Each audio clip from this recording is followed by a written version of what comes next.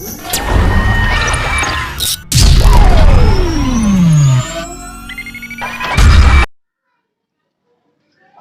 मेरे प्यारे दोस्तों, मैं हूं सत्यो। आपको फिर से स्वागत करता हूं मेरा चैनल सत्योस ज्ञान फाउंडेशन में। आज का लेक्चर होगा पीरियोडिक टेबल का सेकंड पार्ट, यानी डोबेरिनियर ट्राइड के बारे में आज मैं आप लोगों के साथ डिस्कस करने वाला हूं। पिछले क्लास में मैंने आपको बता चुका था केमिस्ट्री का इंट्रोडक्शन के साथ साथ विलियम प्राउड के बारे में, जो कि एक ब्रिटिश केमिस्ट थे। दोस्तों, मेरा डिस्क्रिप्शन में लिंक है, आप जरूर एक बार विजिट कीजिए। उसके साथ साथ फिजिक्स का भी 6 क्लास कवर हो चुका है और बायो का भी 4 क्लास कवर हो चुका है। आप जरूर एक बार विजिट कीजिए, डिस्क्रिप्शन में मेरा लिंक है। चलिए दोस्तों, उसके साथ साथ कमेंट भी जरूर कीजिए। उससे पहले मैं आपको बताना चाहता हूं आज का कोड ऑफ द डे, यानी एक motivational talk. Before going to start any work, you have to make proper planning. Planning means looking ahead and thinking before doing. It consists of what to do, when to do, how to do, and who will do a particular task. इसका मतलब है आपको क्या करना है, आपको कब करना है, आपको कैसे करना है और आपको किसके द्वारा करना है। ये बात आपको अच्छे से मालूम होना चाहिए। देखिए दोस्तों,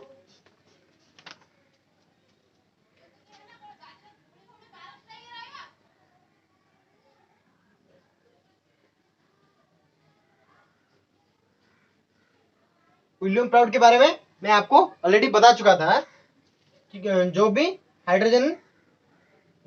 एलिमेंट होते हैं वो सब हाइड्रोजन से मिलकर बने होते हैं, ऐसे आपको बता चुका था। यानी हाइड्रोजन का multiple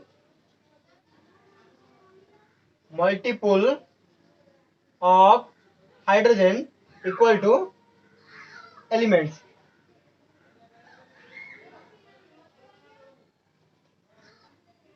multiple of hydrogen mass always किसके साथ इक्वल होता है दोस्तों? एलिमेंट के साथ इक्वल होते हैं। Multiple of hydrogen mass is equal two elements. अभी हम देखेंगे डोबेरिनियर ट्राइड। डोबेरिनियर कौन होता है दोस्तों? डोबेरिनियर ट्राइड अभी हम देखेंगे।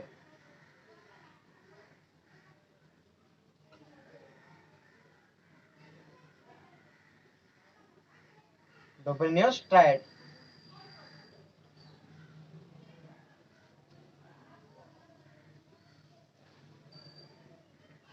देखिए दोस्तों, डोबेरिनियर ट्राइड अभी हमें देखेंगे। डोबेरिनियर कौन थे दोस्तों? वो जर्मन केमिस्ट थे। वो कौन थे दोस्तों? जर्मन केमिस्ट थे। जर्मन केमिस्ट थे।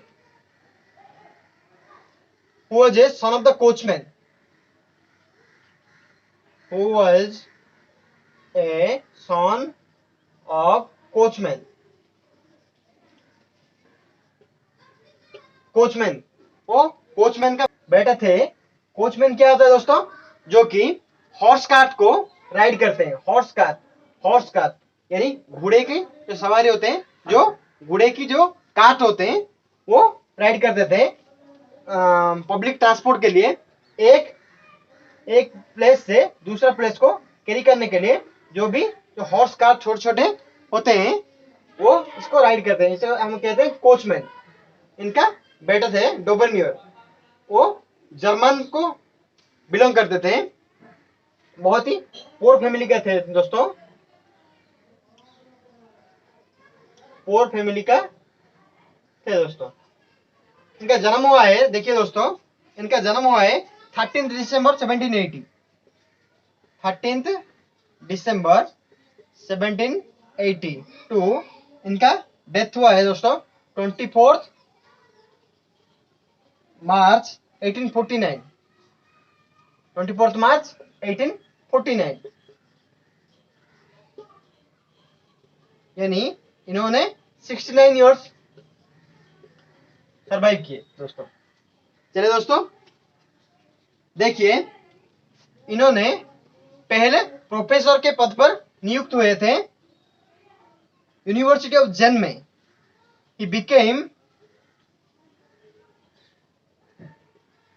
an assistant professor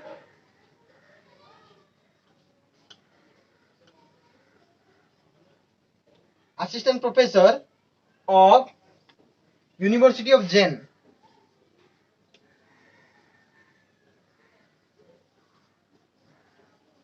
ये कहाँ पे है दोस्तों? ये जर्मन में है यूनिवर्सिटी। कब हुए थे? इन 1810 में। 1810 में इन्होंने असिस्टेंट प्रोफेसर के पद पर नियुक्त हुए थे यूनिवर्सिटी ऑफ जेन में दोस्तों। और देखिए दोस्तों, क्यों इसको याद करना है दोस्तों? इन्होंने पहले क्या किया? पहले एक ओपिनियन दिए थे इन 1817 में। इन 1817 में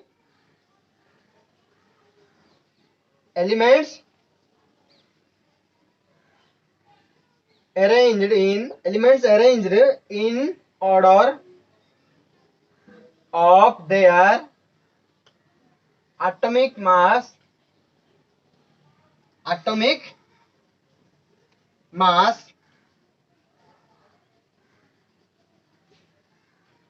into triads and said the atomic weight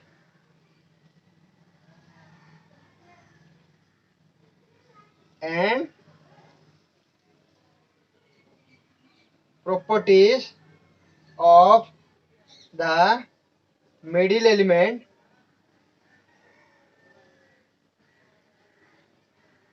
is equal to average atomic weight of other two elements। इन्होंने ये कहते थे कि देखिए दोस्तों, सन 1817 में इन्होंने कहते अगर एलिमेंट्स को हम उनका एटॉमिक वेट के इंक्रीज के साथ अगर हम अरेंज करेंगे, यानी ट्राइड फॉर्म में अगर हम ऐड करेंगे, यानी तीन एलिमेंट को अगर हम अरेंज करेंगे, तो मिडिल एलिमेंट का जो भी एटॉमिक मास है वो हमेशा किसके साथ इक्वल होगा दोस्तों? पहले और लास्ट में जो एलिमेंट होगा उनका एवरेज के साथ अगर हम इन दोनों का औसत निकालेंगे, एवरेज निकालेंगे, तो इन दोनों के साथ ये मिडिल एलिमेंट का एटॉमिक वेट हमेशा बराबर होगा। उन्होंने ये कहते थे दोस्तों। चलिए अभी हम देखेंगे उनका ट्राइड फॉर्म। देखिए दोस्तों, इन्होंने क्या कहा? इन्होंने 3 कलम क्या है दोस्तों? कलम 1, ये कलम 1, ये कलम 2, ये कलम 3 है दोस्तों। इन्होंने 3 कलम बनाया, 3 ट्राइड किया है दोस्तों। देखिए पहले उन्होंने लिए लिथियम, उसके बाद सोडियम, उसके बाद पोटेशियम। देखिए इनका एटॉमिक वेट है 7, इनका 23 एंड इनका 39 है दोस्तों। देखिए उसके बाद उन्होंने लिए कैल्शियम, स्ट्रोंशियम, बेरियम। इनका एटॉमिक है दोस्तों 40, 88, 137। उसके बाद इन्होंने तीसरा कॉलम में लिए क्लोरीन, ब्रोमीन, आयोडीन दोस्तों। इनका एटॉमिक वेट है 35.5,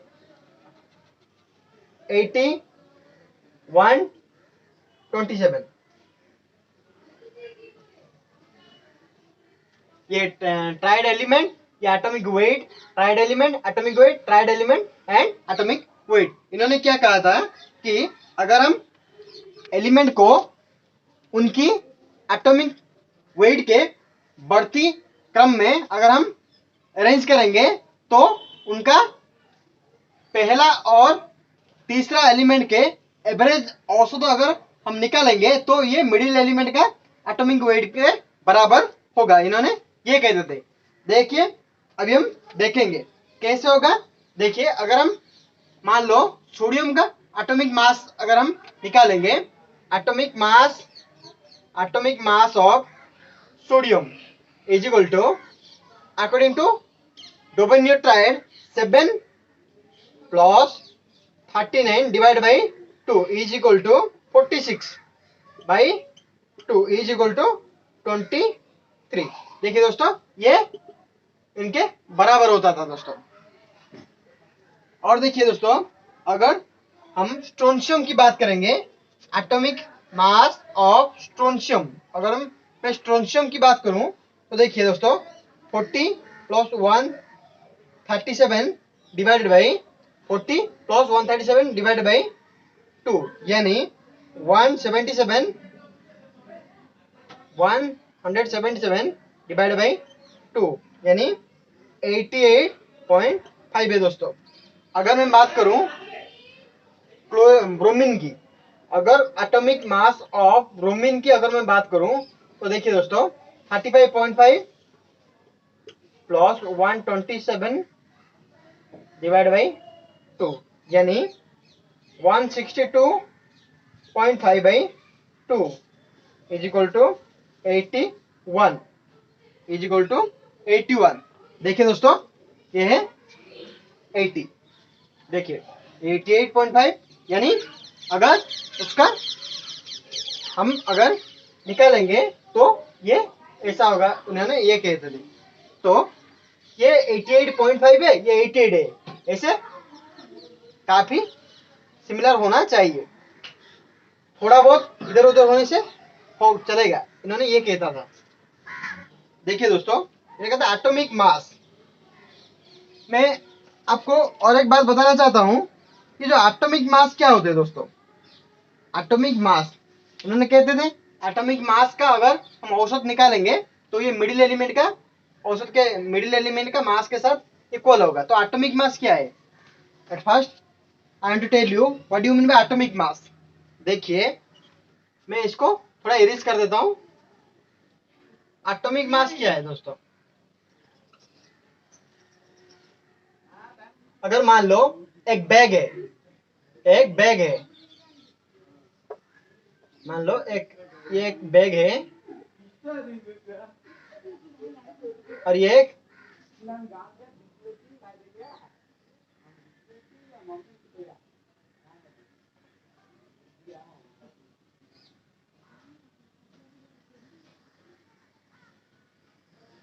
मान लो ये एक बैग है। मैंने आपको कहा इसका what is the atomic mass of bag. तो अगर हम इसका बैग को अगर हम वेट करेंगे तो इसका एटॉमिक मास वही होगा दोस्तों, इसका एटॉमिक मास वही होगा। तो मेरे प्यारे दोस्तों, मैंने अगर मान लो इसका बैग का 500 ग्राम है, मान लो ये बैग का वजन है 200 ग्राम। मैंने इसके अंदर कुछ सब्जियां, वेजिटेबल्स, सब्जियां डाल दिया। तो अगर मैंने 10 किलो का सब्जियां इसके अंदर डाला तो अभी बताओ मुझे इसका बैग का मास कितना होगा?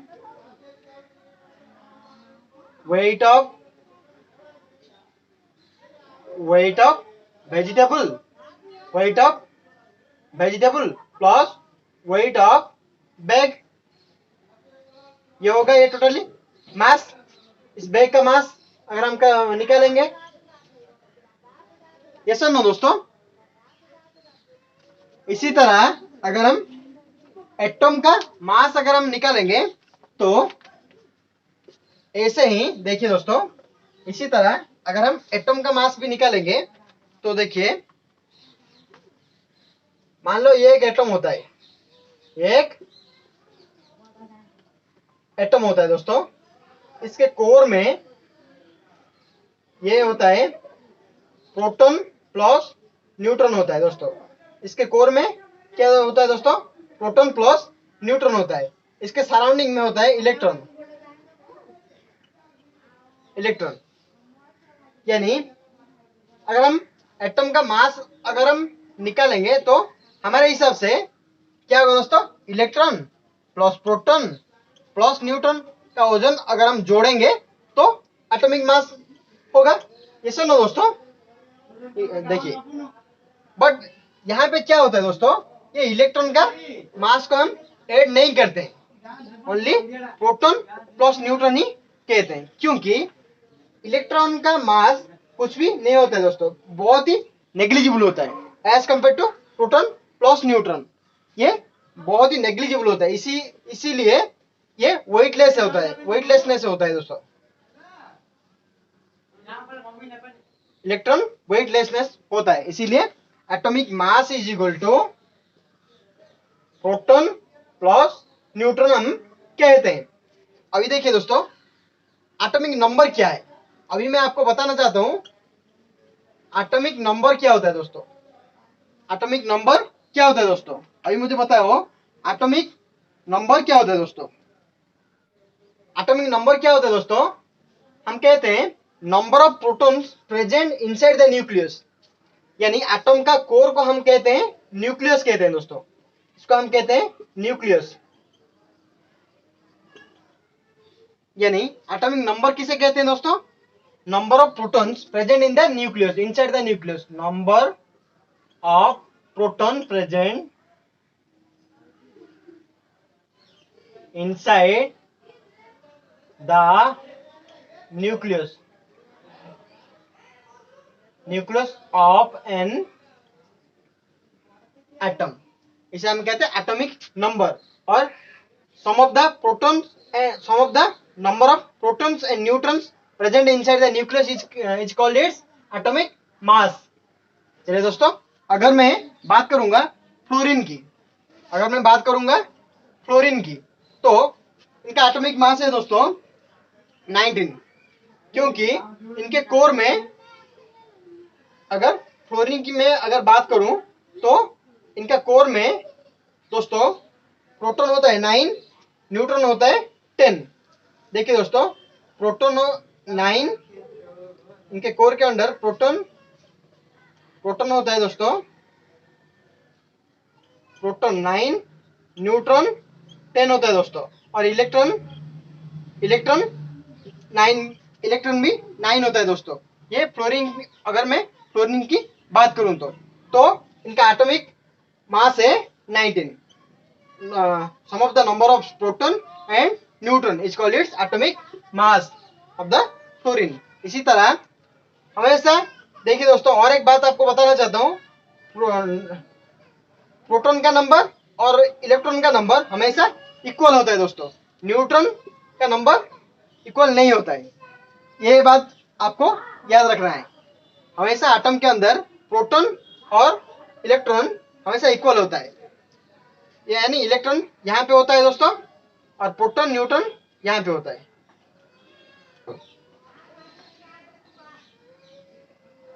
चलिए दोस्तों, अगर मैं बात करूं एल्यूमिनियम की, अगर मैं एल्यूमिनियम की बात करूं, देखिए एल्यूमिनियम की अगर मैं बात करूं तो उनका एटॉमिक मास है दोस्तों 27, एटॉमिक मास है दोस्तों एल्यूमिनियम का 27, यानी प्रोटॉन 13 है, न्यूट्रॉन 14, इलेक्ट्रॉन 13 है दोस्तों। यानी अगर हम प्रोटॉन और न्यूट्रॉन को जोड़ेंगे तो 27 होगा दोस्तों। प्रोटॉन और इलेक्ट्रॉन हमेशा इक्वल होता है दोस्तों।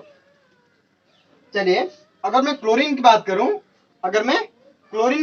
देखिए अगर मैं क्लोरीन की बात करूं तो इनका एटॉमिक मास है दोस्तों 35, एटॉमिक मास है 35, यानी इलेक्ट्रॉन, प्रोटॉन, न्यूट्रॉन, ये प्रोटॉन होता है दोस्तों, इलेक्ट्रॉन 17, प्रोटॉन 17, न्यूट्रॉन 18 होता है दोस्तों। अगर हम इन दोनों को जोड़ेंगे तो इलेक्ट्रॉन को छोड़ के प्रोटॉन और न्यूट्रॉन को जोड़ेंगे तो 35 होगा, इसीलिए हमें क्लोरीन का एटॉमिक मास 35 कहते हैं। चलिए दोस्तों, अभी मैं आपको डिस्कस करूंगा यानी ड्रॉबैक्स और लिमिटेशंस ऑफ डोबेरिनस ट्रायड, यानी डोबेरिनस ट्रायड क्यों गलत साबित हुआ, ये बात मैं आपको बताना चाहता हूं। चलिए दोस्तों, चलिए अभी हम देखेंगे लिमिटेशंस और ड्रॉबैक्स, क्यों डोबेनियर्स्टाइड रिजेक्ट हुआ है दोस्तों, क्यों उनका ओपिनियन गलत साबित हुआ। अभी हम देखेंगे लिमिटेशंस ऑफ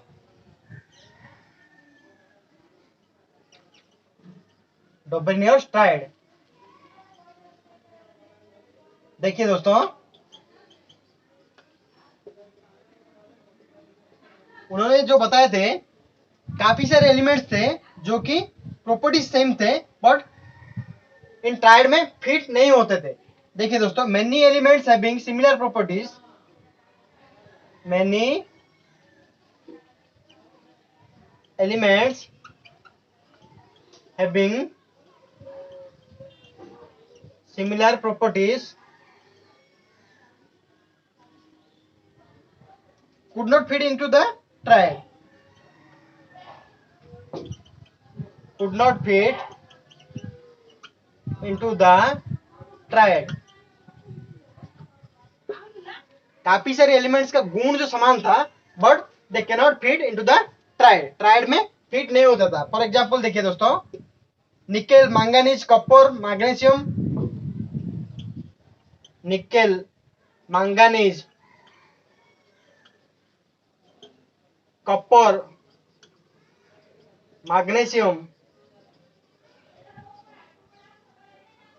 मैग्नीशियम आयरन,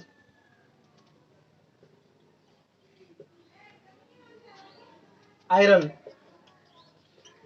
इन सारे एलिमेंट्स का गुण समान था but they can not fit into the triad. ये एक सबसे बड़ा ड्रॉबैक था। दूसरा देखिए, दूसरा ड्रॉबैक क्या था दोस्तों, elements having dissimilar properties were placed into the triad, elements having dissimilar properties, dissimilar properties, dissimilar properties were fit into the triad, were fit into the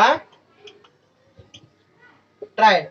यानी जो भी एलिमेंट्स का प्रॉपर्टीज सेम नहीं था फिर भी डोबेनियर ने ट्रायड में प्लेस किए थे। फॉर एग्जांपल देखिए दोस्तों, जो भी एलिमेंट्स होते हैं lithium, sodium, potassium, calcium, strontium, barium, chlorine, bromine, iodine, ये सारे एलिमेंट्स का प्रॉपर्टी सेम नहीं था फिर भी इन्होंने इसको प्लेस किए थे ट्रायड में, तो इसीलिए ये भी एक गलत था। तीसरा देखिए दोस्तों, तीसरा गलत क्या था दोस्तों, Dobereiner was only successful in 3 triads, डोबेनियर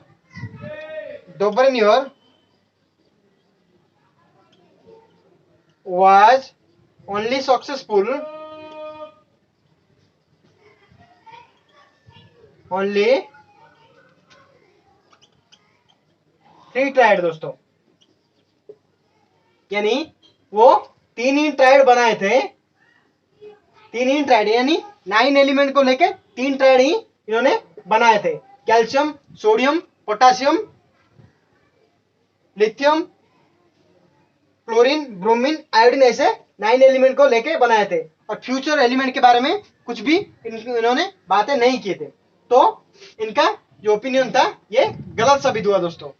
उसके बाद आए न्यूलैंड्स ने आए, न्यूलैंड्स लॉ ऑफ ऑक्टेव्स, उनके बारे में हम अगले क्लास में डिस्कस करेंगे क्योंकि वीडियो ज्यादा लंबा हो जाएगा। अगर आज का वीडियो किसी का कुछ भी प्रॉब्लम्स हुआ तो मुझे जरूर कमेंट कीजिए दोस्तों, मैं आपकी सारे मदद करने के लिए कोशिश करूंगा और हमेशा करता ही रहूंगा। चलिए दोस्तों, अभी आज का वीडियो को मैं यहीं पे वाइंड अप करता हूं, मिलते हैं अगले वीडियो से। मैं आप सभी की शुक्रिया अदा करता हूं, तब तक के लिए thank you and good day everybody.